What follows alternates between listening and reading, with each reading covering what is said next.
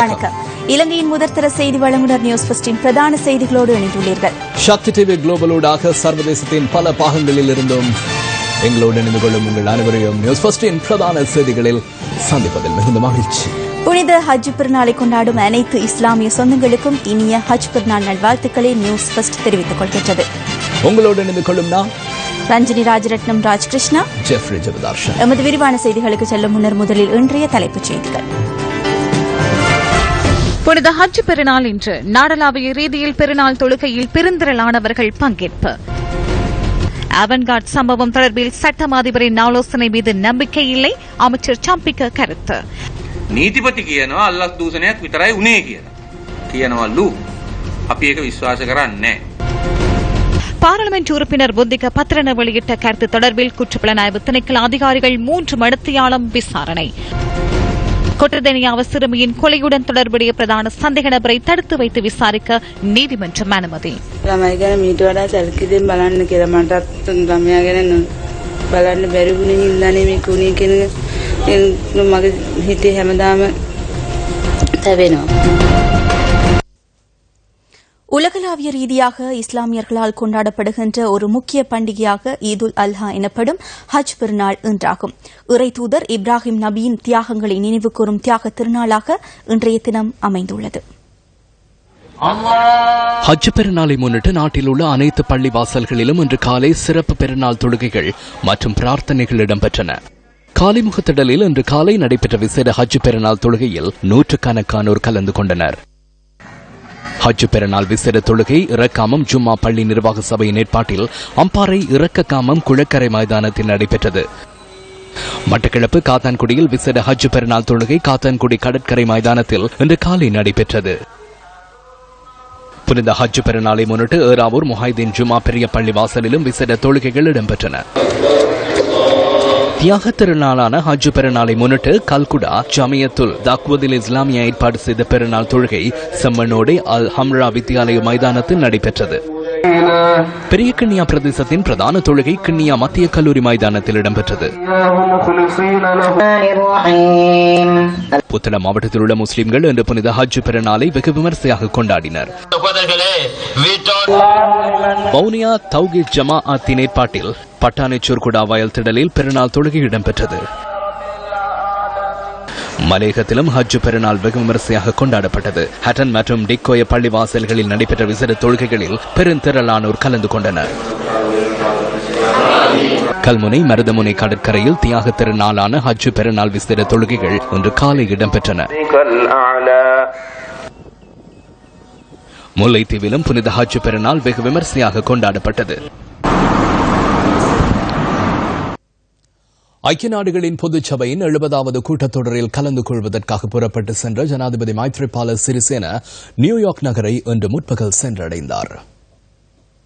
Washington மற்றும் நியூயார்க்கில் உள்ள இலங்கை தூதுவர்கள் மற்றும் வெளிவகார அமைச்சர் மங்கள சமரவீர உள்ளிட்ட சிலர் ஜனாதிபதியை வரவேற்றனர். நாளை ஆரம்பமாக உள்ள ஐக்கிய நாடுகள் பொதுச்சபையின் 70வது கூட்டத்தொடரின் ஆரம்ப நிகழ்வில் ஜனாதிபதி மைத்ரிபால சிறிசேன உள்ளிட்ட பிரதிநிதிகள் கலந்து கொள்ள உள்ளனர். இந்த உத்தியோகபூர்வ விஜயத்தின் போது ஜனாதிபதி இருதரப்பு கலந்துரையாடல்களிலும் ஈடுபட உள்ளார். தென்னாப்பிரிக்க ஜனாதிபதி ஜேக்கப் ஜூமாவுடனும் ஜனாதிபதி விசேட சந்திப்பொன்றில் கலந்து கொள்ள உள்ளார். සාමය ආරක්ෂාව සහ මානව අයිතිවාසිකම් පිළිබඳ ඉදිරි මග යන තේමාව යටතේ சமாதானம், பாதுகாப்பு மற்றும் மனித உரிமை ஆகியவற்றின் கீழ் எதிர்கால பயணம் என்ற துணைப்பொருளின் கீழ் ஐக்கிய நாடுகள் பொதுச்சபையின் 70வது கூட்டத்தொடர் நாளைய தினம் நியூயார்க் நேரப்படி காலை 9:45 ஆரம்பமாக உள்ளது. ஆரம்ப நிகழ்வில் பரிசுத்த பாப்பரசர் உரையாற்ற உள்ளார். ஐக்கிய நாடுகள் பொதுச்சபையின் செயலாளர் நாயகம், சிவில் அமைப்புகளின் பிரதிநிதிகள் மற்றும் அமெரிக்க ஜனாதிபதி ஆகியோர் உரை நிகழ்த்த உள்ளனர். பொதுச்சபை கூட்டத்தை முன்னிட்டு நியூயார்க் நகரில் பாதுகாப்பு பலப்படுத்தப்பட்டுள்ளமையை காணக்கூடியதாக உள்ளது. ஐக்கிய நாடுகள் பொதுச்சபையில் 70வது கூட்டத்தொடரில் எதிர்வரும் 30ஆம் தேதி இலங்கை ஜனாதிபதி உரையாற்ற உள்ளார். ශ්‍රී ලංකා ජනාධිපතිතුමා 30 වෙනිදා තමන්ගේ ප්‍රධාන දේශනය එක්සත් ජාතීන්ගේ මහා මණ්ඩලය මත සිදු කිරීමට නියමිතයි. யாழ் இந்து கல்லூரியின் 125வது ஆண்டு நிறைவு விழாவின் 3ஆம் நாள் நிகழ்வுகள் இன்று வெகு விமர்சையாக நடைபெற்றன.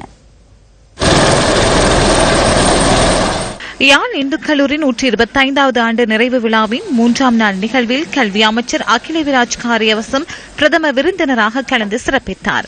விசேட ஹெலிகாப்டரில் யாழ் இந்து கல்லூரி மைதானத்திற்கு கல்வி அமைச்சர் அகிலவிராஜ் காரியவசம் வருகை தந்தார்.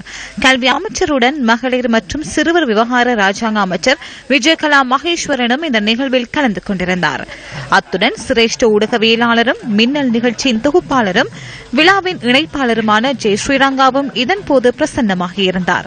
யாழ் இந்து கல்லூரியின் பழைய மாணவரும் தமிழ் தேசிய கூட்டமைப்பின் பாராளுமன்ற உறுப்பினருமான ஈஸ்வரபாதம் சரவணபவனும் இந்த நிகழ்வில் கலந்து சிறப்பித்திருந்தார். பாடசாலை நிர்வாகத்தினரால் பிரமுகர்கள் தமிழ் பாரம்பரிய முறைப்படி இதன்போது சம்பிரதாய பூர்வமாக வரவேற்கப்பட்டனர். சிவஞான வைரவர் கோயிலில் இடம்பெற்ற விசேட பூஜைகளை அடுத்து இன்றைய நாள் நிகழ்வுகள் ஆரம்பமாகின. இதனையடுத்து மங்கள விளக்கேற்றலுடன் யாழ் இந்து கல்லூரி 125வது ஆண்டு விழாவின் 3ஆம் நாள் நிகழ்வுகள் இனிதே ஆரம்பமாகின. යාපනයේ හින්දු විද්‍යාලය කියන්නේ මේ පළාතේ තියෙන කීර්තිමත්ම පාසල. யாழ் இந்து கல்லூரி இந்த மாகாணத்தில் உள்ள சிறப்பான பாடசாலை. இந்த பாடசாலைக்கு மாணவர்களை அதிக அளவில் சேர்ப்பதற்கு அவசியமான 3 மாடி கட்டடங்களை வழங்குவதற்கும் புனரமைப்பு பணிகளுக்காக 10 மில்லியன் வழங்குவதற்கும் மலசில கூட கட்டமைப்புக்காக 2 மில்லியன் ரூபாய்களை வழங்குவதற்கும் நான் தீர்மானித்துள்ளேன். எங்களது சின்ன காலத்தில் குளியாப்பிட்டிய பகுதியில் அதிகளவான தமிழர்கள் இருந்தனர். குளியாப்பிட்டி மெயின் ஸ்ட்ரீட்டில் உள்ள அப்புக்குட்டி முதலாளி என்ற கடை இருந்தது. 83 கலவரத்தின் போது சில சம்பவங்கள் இடம்பெற்றன. இனவாதம் காரணமாக கடும் போக்குவாதிகளினால் தீ வைப்பதற்கு நடவடிக்கை எடுக்கப்பட்டது. எனது தந்தை அப்புக்குட்டி முதலாளியின் குடும்பத்தினரை பாதுகாத்து ஒழித்து வைத்து யாழ்ப்பாணத்திற்கு கொண்டு வந்து விட்டார். அப்புக்குட்டி முதலாளி கடைகள் அனைத்தையும் எனது தந்தைக்கு எழுதிவிட்டு சென்றார். அப்புக்குட்டி முதலாளி மரணமடைந்ததன் பின்னர் எனது தந்தை மீண்டும் அப்புக்குட்டி முதலாளிகளின் சொத்துக்கள் அனைத்தையும் அவரின் மகனுக்கு எழுதி கொடுத்தார். නැති වුණා එතුමා මරණයටපත් වුණා. මගේ පියා ආපහු ඒ අප්පකුටි මුදලාලිගේ දේපොළ ඔක්කොම ඒ පුතාට ලිව්වා. தனக்கு எவ்வளவோ சிரமங்கள் இருந்த போதும் இந்த நிகழ்விலே கலந்து கொண்டு எம்மை சிறப்பித்திருக்கிறார்கள். எமது கல்வி அமைச்சர் அவர்களும் ராஜாங்க அமைச்சர் அவர்களும் பாராளுமன்ற உறுப்பினர் அவர்களும் சிறப்பாக இந்த நிகழ்வை ஒழுங்குபடுத்த காரணமாக இருந்த இந்த நிகழ்வின் இணைப்பாளர் ரங்கா அவர்களையும் இந்த நேரத்திலே நினைவு கூறுகின்றேன். நான் நினைக்கிறேன் வடக்கு கிழக்குக்கு முதலாவதாக விஜயம் செய்கின்ற அமைச்சர் என்ற வகையிலே கல்வி அமைச்சர் அவர்களுடைய வருகையை மிக அன்போடும் மரியாதையோடும் நாங்கள் வரவேற்கின்றோம், ஏற்றுக்கொள்கின்றோம். கடந்த காலத்திலே நான் நினைக்கிறேன் ஒரே தடவையிலே கல்வி அமைச்சால் வழங்கப்பட்ட உயர்ந்த உச்சமான தொகை இது என்பதை நான் மிக மகிழ்ச்சியோடு தெரிவித்துக் கொள்கின்றேன். இந்த 3 வசதிகளையும் ஏற்படுத்தி தந்தமைக்காக திருவாளர் ரங்கா அவர்களுக்கும் திருமதி விஜயகலா மகேஸ்வரன் அம்மா அவர்களுக்கும் நமது நன்றியை தெரிவித்துக் கொள்கிறேன். இதனையடுத்து யாழ் இந்து கல்லூரியின் 125வது ஆண்டு நிறைவை முன்னிட்டு விசேட முத்திரை ஒன்றும் வெளியிடப்பட்டது.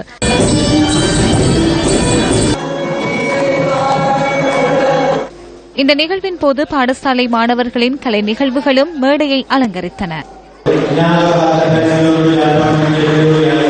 இன்றைய 3ஆம் நாள் நிகழ்வுகள் நிறைவு பெற்றதை அடுத்து கல்வி அமைச்சர் அகிலவிராஜ் காரியவசம் பாடசாலையில் உள்ள குறைபாடுகளை நேரடியாக சென்று பார்வையிட்டார்.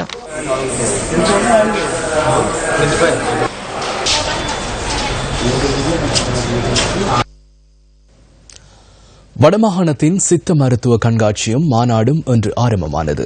கிளிநொச்சி கால்மடு நகரில் உள்ள சித்த மருத்துவ மூலிகை தோட்டத்தில் இந்த நிகழ்வு நடைபெறுகின்றது. வடமாகாண சித்த மருத்துவ கண்காட்சி மற்றும் மாநாட்டை வடமாகாண முதலமைச்சர் சி வி விக்னேஸ்வரன் இன்று காலை ஆரம்பித்து வைத்தார்.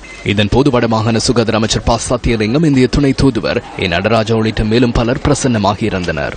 மருத்துவம் அல்லது சுதேச மருத்துவ முறைமைகள் தற்போது மிகவும் நலிவடைந்த நிலையில் உள்ளன. மக்கள் அனைவரும் மேலைத்தேய மருத்துவ முறையில் நாட்டம் கொண்டவர்களாகவும் இலகுவாக தமது நோய்களை மிக விரைவில் மாற்றிக்கொள்கின்ற மனோநிலையை பெற்றவர்களாகவும் இருப்பதை அவதானிக்கக்கூடியதாக இருக்கின்றது. மேல்நாட்டு மருந்துகளை உற்பத்தி செய்யக்கூடிய வளர்ச்சி அடைந்த நாடுகளில் உள்ள மக்கள் தமது மேலைத்தேய மருத்துவ சிகிச்சை முறைமைகளை விடுத்து கீழைத்தேய முறையில் காணப்பட்ட மூலிகை மருத்துவத்தில் நாட்டம் கொள்ள தொடங்கினார்கள். இன்று பெருவாரியான மக்கள் வளர்ச்சி அடைந்த பல நாடுகளிலே அந்த நாடுகளில் இருந்து இந்தியாவை நோக்கி சுதேச மருத்துவ அல்லது சித்த மருத்துவ சேவைகளை பெற்றுக் கொள்வதற்காக படையெடுப்பதை காணக்கூடியதாக இருக்கின்றது. இந்த சித்த மருத்துவ முறை என்பது எங்களுடைய தாயக பிரதேசங்களிலே பரம்பரையாக இது பேணப்பட்டு வந்தாலும் அதனுடைய விருத்திக்கும் அதனுடைய அபிவிருத்திக்கும் வெளியிலிருந்து கிடைக்கின்ற உதவி என்பது மிகவும் மட்டுப்படுத்தப்பட்டதாக உள்ளது. இந்த மருத்துவ முறை தொடர்பான விழிப்புணர்வு எங்களுடைய மக்களிடையே மிகவும் குறைவாக காணப்படுகின்றது. நாம் இப்படி ஒரு மூலிகை தோட்டத்தை இங்கே உருவாக்கி இருப்பது மிகவும் வரவேற்கத்தக்கது. இதில் அபிவிருத்தி பெற வேண்டும். இந்த அபிவிருத்தியில் இந்திய அரசாங்கத்தின் முழு ஒத்துழைப்பு இருக்கும் என்பதை இவ்வேளையில் நான் கூறிக்கொள்கின்றேன். வடமாகாண சித்த மருத்துவ கண்காட்சி மற்றும் மாநாடு இன்று முதல் 3 நாட்கள் நடைபெற உள்ளமை குறிப்பிடத்தக்கதாகும். மட்டக்களப்பு மாவட்டத்தில் உள்ள முன்பள்ளி ஆசிரியர்களுக்கு சீருடை வழங்கும் நிகழ்வொன்று கல்லடி சுவாமி விபுலானந்த அழகியல் கற்கை நிறுவனத்தில் இன்று நடைபெற்றது. மட்டக்களப்பு மாவட்டத்தில் உள்ள 513 முன்பள்ளிகளில் கற்றல் நடவடிக்கைகளில் ஈடுபடும் 964 ஆசிரியர்களுக்கு இதன்போது சீருடைகள் வழங்கப்பட்டன. இந்த நிகழ்வில் கிழக்கு மாகாண சபையின் பிரதி தவிசாளர் பிரசன்னா இந்திரகுமார், கிழக்கு மாகாண சபை உறுப்பினர் கோவிந்தன் கருணாகரம் மற்றும் மட்டக்களப்பு மாவட்ட அரசாங்க அதிபர் PSM சார்ல்ஸ் உள்ளிட்ட பலர் கலந்து கொண்டனர். தமிழர்கள் மத்தியிலே ஒரு குழப்பமான சூழ்நிலையை எமது அரசியல்வாதிகளை உருவாக்கி வைத்திருக்கின்றார்கள். பாதிக்கப்பட்ட மக்களுக்கு ஒரு நீதி கிடைக்க வேண்டும். புரையோடி போயுள்ள எமது இனப்பிரச்சனைக்கு ஒரு நிரந்தர தீர்வு கிடைக்க வேண்டும் என்றால் இலங்கையிலே நடந்தது ஒரு இனப்படுகொலை. அந்த இனப்படுகொலையை செய்த போர் குற்றவாளிகளுக்கு தண்டனை கிடைக்க வேண்டுமாக இருந்தால் அந்த நடந்த படுகொலைகளுக்கு ஒரு சர்வதேச விசாரணை தேவை என நாங்கள் கேட்டுக் கொண்டிருக்கின்றோம். தமிழ் தேசிய கூட்டமைப்புக்கு மேலாக தமிழ் மக்கள் கேட்டுக் கொண்டிருக்கின்றார்கள். ஆனால் சில முதிர்ந்த அரசியல்வாதிகளே சர்வதேச விசாரணை நடைபெற்று விட்டது, இன்னும் என்ன சர்வதேச விசாரணை வேண்டி கிடக்கின்றது என கூறுகின்றார்கள். இலங்கையிலே உள்நாட்டிலே விசாரணை நடத்தக்கூடிய நிலைமையில் அந்த தகுதியை இலங்கை இல்லை.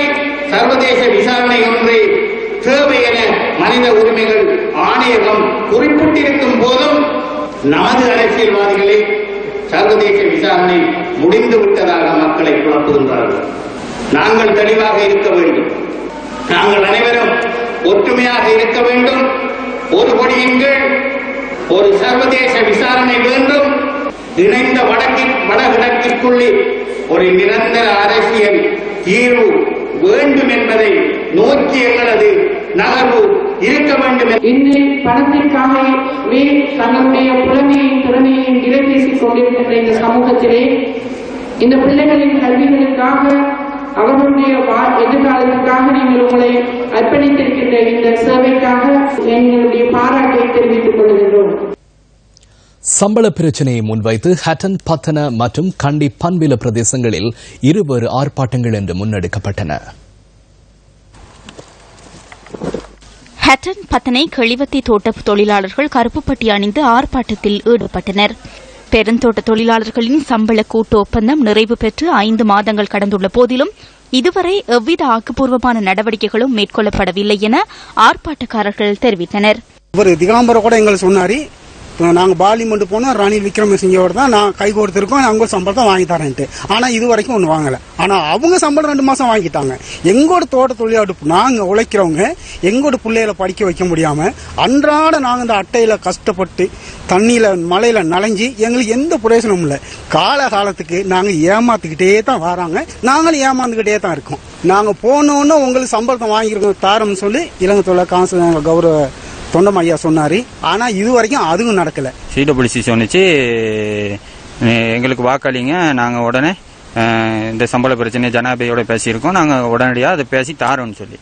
அப்ப அவங்களுக்கும் நாங்க மக்கள் வாக்களிச்சு அவங்களும் பாராளுமன்றத்தில் இருக்காங்க. இங்கிட்டு பாத்தீங்கன்னா இவங்க சொன்னாங்க எங்களுக்கு வாக்களிங்கன்னு. திகாம்பரம் மற்றும் மனோ கணேசன், ராதாகிருஷ்ணன் இவங்க எல்லாம் என்ன செஞ்சாங்க கேட்டா, எங்களுக்கு வாக்களிங்க, நாங்க உடனடியாக இந்த சம்பள பிரச்சனையை 17ஆம் தேதி வாக்களிங்க, 18ஆம் தேதி முடிஞ்ச பிற்பாடு உங்களோட பேச்சுவார்த்தை 23ஆம் தேதி நடக்கும். இதுவரைக்கும் இதேவேளை 9 கோரிக்கைகளை முன்வைத்து கண்டி பன்வில பிரதேச சபைக்குட்பட்ட 10 தோட்டங்களைச் சேர்ந்த மக்கள் இன்று ஆர்ப்பாட்டத்தில் ஈடுபட்டனர்.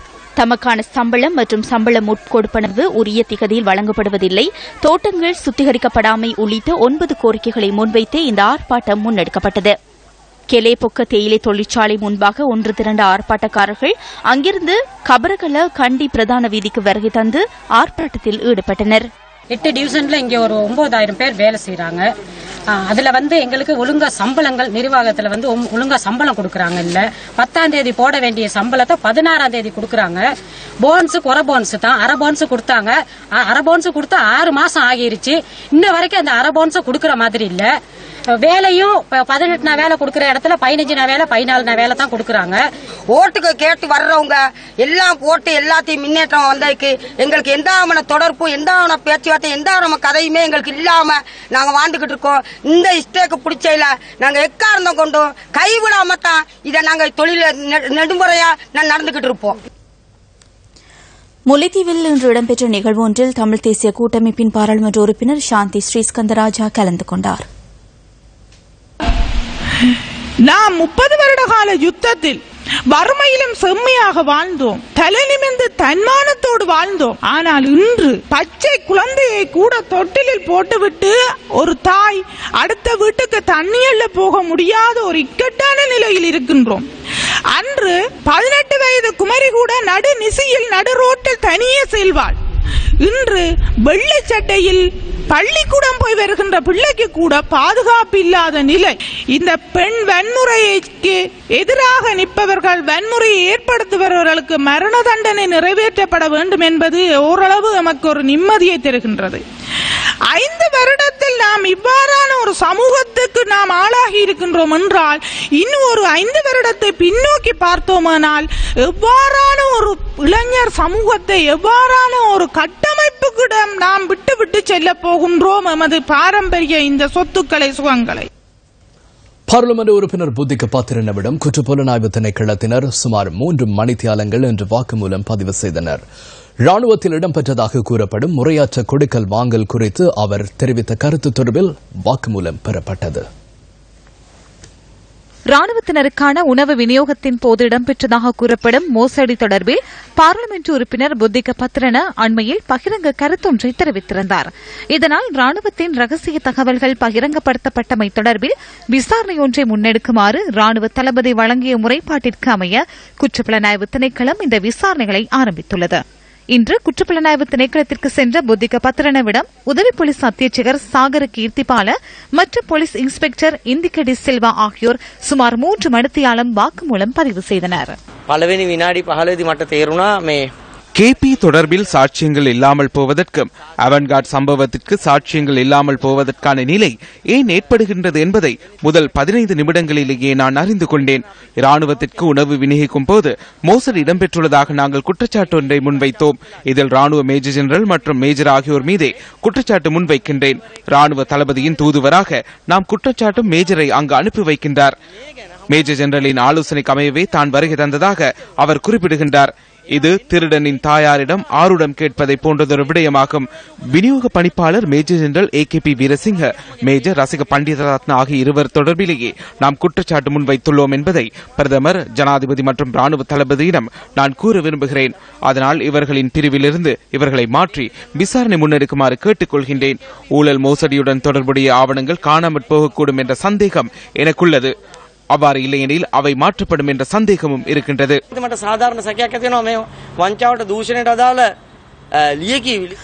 அவன்கார்ட் சம்பவம் தொடர்பில் இன்று இடம்பெற்ற ஊடகவியலாளர் சந்திப்பில் ஊடகவியலாளர்கள் அமைச்சர் பாட்டலி சம்பிக்க ரணவிக்கவிடம் கேள்வி எழுப்பினர்.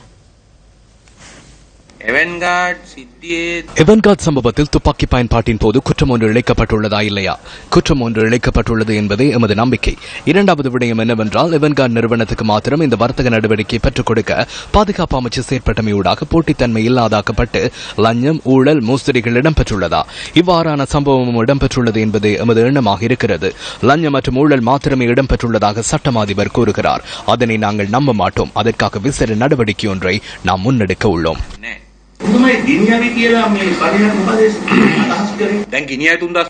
பண்டார்நாயக்க ஞாபகார்த்த மாநாட்டு மண்டபத்தில் 3500 துப்பாக்கிகள் இருந்தன அல்லவா? அவ்வாறு என்றால் துப்பாக்கிகளை என்னாலோ அல்லது உங்களாலோ கொண்டு செல்ல முடியுமா? இல்லை அமைச்சர் அவர்களே, இந்த இடத்தில் பிரச்சனை ஒன்று உள்ளது.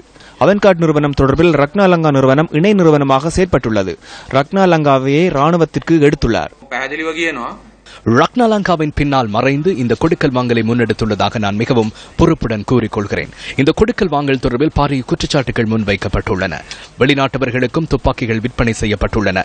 அதேபோன்று சர்வதேச குற்றவாளிகளுக்கு இவர்கள் பைசைகளை வழங்கியுள்ளனர் என்ற குற்றச்சாட்டும் உள்ளது. உங்களாலும் என்னாலும் கத்தியொன்றை கூட கொண்டு செல்ல முடியாத இந்த நாட்டில் ஓரிரு நபர்களுக்கு மாத்திரம் இதனை முன்னெடுக்க வாறு முடிந்துள்ளது. இலங்கை கடற்பரப்பில் 3500 தன்னியக்க துப்பாக்கிகள் இருக்கின்றன. ரக்னாலங்கால அனைத்தையும் எவன்கார்ட் நிறுவனமே முன்னெடுத்துள்ளது.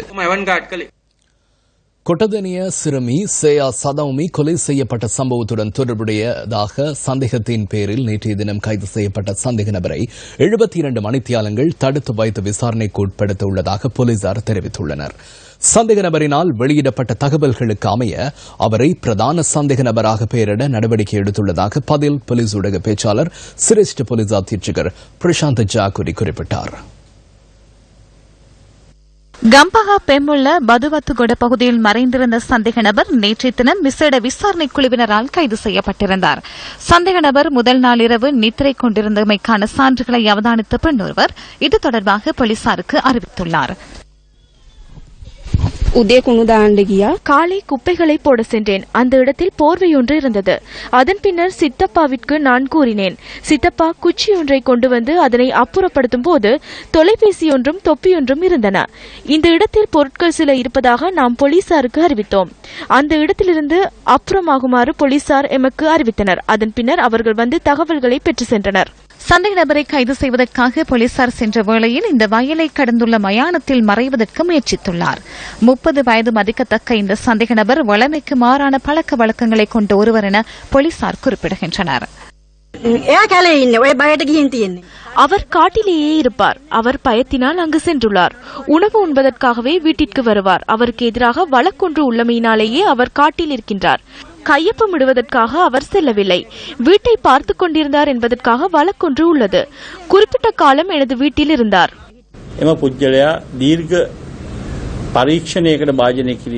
இந்த நபர் தொடர்பில் மிக நீண்ட விசாரணைகளை முன்னெடுத்ததன் பின்னர் அவரிடம் நடத்தப்பட்ட விசாரணைகளிலிருந்து இந்த கொலையுடன் தொடர்புடைய மிக முக்கியமான விடயங்களை பெற்றுக்கொள்ள போலீசாரினால் முடிந்துள்ளது. இந்த விடயங்களை அடிப்படையாக கொண்டு பிரதான சந்தேக நபராக இவரை பெயரிட போலீசார் நடவடிக்கை எடுத்து வருகின்றனர்.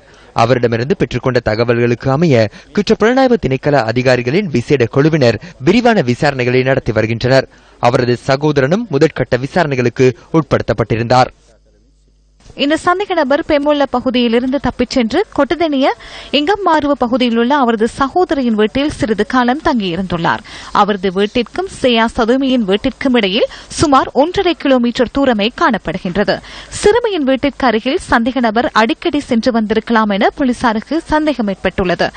சேயா சதுமியின் கொலையின் பின்னர் சந்தேக நபர் இங்கம்மாருவ பகுதியிலிருந்து மீண்டும் பதுவத்துகொட பகுதிக்கு தப்பிச் சென்று சிறிது காலம் தங்கியிருக்கலாம் என போலீசார் சந்தேகிக்கின்றனர். புனித மக்கா நகருக்கு அருகே ஏற்பட்ட சன நெரிசலில் சிக்கி உயிரிழந்தோரின் எண்ணிக்கை 715 அதிகரித்துள்ளதாக தகவல்கள் வெளியாகியுள்ளன. சன நெரிசலில் சிக்கி மேலும் 805 பேர் காயமடைந்துள்ளதாக சிவில் பாதுகாப்பு அதிகாரிகளை மேற்கோள் காட்டி பிபிசி செய்தி வெளியிட்டுள்ளது. ஹஜ் யாத்திரையின் இறுதிக் கடமையான சாத்தான் மீது கல்லெறியும் நிகழ்வுக்காக மினாவில் யாத்ரிகர்கள் திரண்டபோதே இந்த சம்பவம் இடம்பெற்றுள்ளது. இன்றைய தினம் 2 மில்லியனுக்கும் அதிகமானோர் தமது ஹஜ் கடமைகளை நிறைவேற்றுவதற்கு வருகை தந்ததாக அந்த நாட்டு ஊடகங்கள் தெரிவிக்கின்றன. காயமடைந்தவர்கள் வைத்தியசாலையில் அனுமதிக்கப்பட்டுள்ளதோடு சிலர் கவலைக்கிடமாக உள்ளதாக அந்த நாட்டு பாதுகாப்பு அமைச்சு குறிப்பிட்டுள்ளது.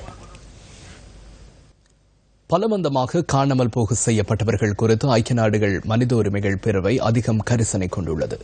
இந்த நிலையில் தமது உறவுகளை தொலைத்துவிட்டு அல்லலுறும் பலரை நாம் நமது வாழ்க்கையிலும் கடந்து செல்கிறோம். அவ்வாறான ஒருவரின் பதிவடுத்து இந்த மரம் மாத்திரமல்ல, கனவுகள் சுமந்த பல குடும்பங்களும் சிதைந்தன. மகன், மகள் மற்றும் கணவனோடு அழகிய குடும்பமாக வாழ்ந்த வசந்தாதேவி இன்று தனிமையில் வாழ்நாளை சுமையுடன் கடத்துகின்றார். இறுதிக்கட்ட போரில் மாத்தளன் பகுதியில் எரிகணை வீச்சில் சிக்கி சிதறியது. முல்லைத்தீவு புதுக்குடியிருப்பு ஆனந்தபுரத்தைச் சேர்ந்த வசந்தாதேவியின் குடும்பம் அனைத்தையும் இழந்து அனாதரவாய் வவுனியா நலன்புரி முகாமை சென்றடைந்த தனது மகன் மகள் மற்றும் கணவர் ஆகியோரை தேடி அலைந்தும் இதுவரை எந்த பலனும் கிட்டவில்லை. இந்த பிள்ளைகள் ரெண்டும் என்னிடம் வண்டி இல்லை, புத்தகம் இல்லாம நான் இப்ப தவண்டை கொட்டி கொண்டிருக்கிறேன். நான் போற இடம் இல்லாம போய் வர இல்லை இல்லாம போச்சு. எல்லா இடமும் கொடுத்து வந்துடும். எல்லாரும் வந்து விசாரிக்கிறோம், எழுதினோம், படம் எடுக்கணும், இல்லாம கொண்டு போகணும். இத்தவரை ஆச்சு எனக்கு வருஷம் 6 வருஷம் ஆக போகுது. இன்னும் இந்த பிள்ளைகள் தொடர்போ ஒரு செய்திவாதி ஒன்றும் இல்லை. தனிமையில் வாடி உயிர் இரத்த அழுத்தத்தினால் பாதிக்கப்பட்டுள்ள வசந்தா தேவி பொருளாதார நெருக்கடியை போக்க உறவினர்களின் உதவியையே நாட வேண்டியுள்ளது. எதிர்காலம் பற்றிய கனவுகளோடு பெற்று வளர்த்த பிள்ளைகளையும் கணவனையும் தொலைத்த ஏக்கம் இவர் முகத்தில் குடிகொண்டுள்ளதை காண முடிகின்றது. காணாமற் போனவர்கள் என்றோ ஒரு நாள் வருவார்கள் என்று எதிர்பார்த்து காத்திருக்கும் வசந்தா தேவி போன்றவர்களுக்கு விரைவில் பதில் கிடைக்குமா? துரிதமாக பிரபலம் அடைந்து வருகின்ற செல்ஃபி தொடர்பான விசேட தொகுப்போடு இன்றைய 8 மணி பிரதான செய்திகளை நிறைவு செய்கின்றோம். இரவு 10:45 மீண்டும் சந்திப்போம். வணக்கம். நிழற்படம் எடுப்பவர்கள் மத்தியில் ஆண்டாண்டு காலமாக காணப்பட்ட செல்ஃபி நிழற்படம் எடுக்கும் நடைமுறை புதிய தொழில்நுட்ப முறையான கையடக்க தொலைபேசியில் எடுக்கப்பட்டு சமூக வலைதளங்களில் பதிவேற்றம் செய்வது பெரியோர் மாத்திரமின்றி சிறார்கள் மத்தியிலும் பிரபல்யமடைந்துள்ளது. துக்கம் மற்றும் மகிழ்ச்சியான சந்தர்ப்பங்களில் செல்ஃபி எடுக்கப்படுகின்றமை இன்று வளமையான நடைமுறையாக மாற்றமடைந்துள்ளது. எவ்வாறாயினும் ஆபத்தான முறையில் செல்ஃபி எடுக்க முயற்சித்த 12 பேர் இந்த ஆண்டில் மாத்திரம் உயிரிழந்துள்ளதாக மேஷஃபல் இணையதளத்தில் குறிப்பிடப்பட்டுள்ளது. திமிங்கலங்களின் தாக்குதலுக்கு இலக்காகி உயிரிழப்போரை விடவும் செல்ஃபி எடுக்க சென்று உயிரிழந்தோரின் எண்ணிக்கை அதிகம் என அதில் குறிப்பிடப்பட்டுள்ளது. இதன்படி அனைவராலும் பேசப்படுகின்ற செல்ஃபி விபத்து கடந்த வாரம் இந்தியாவின் தாஜ்மஹாலில் பதிவானது.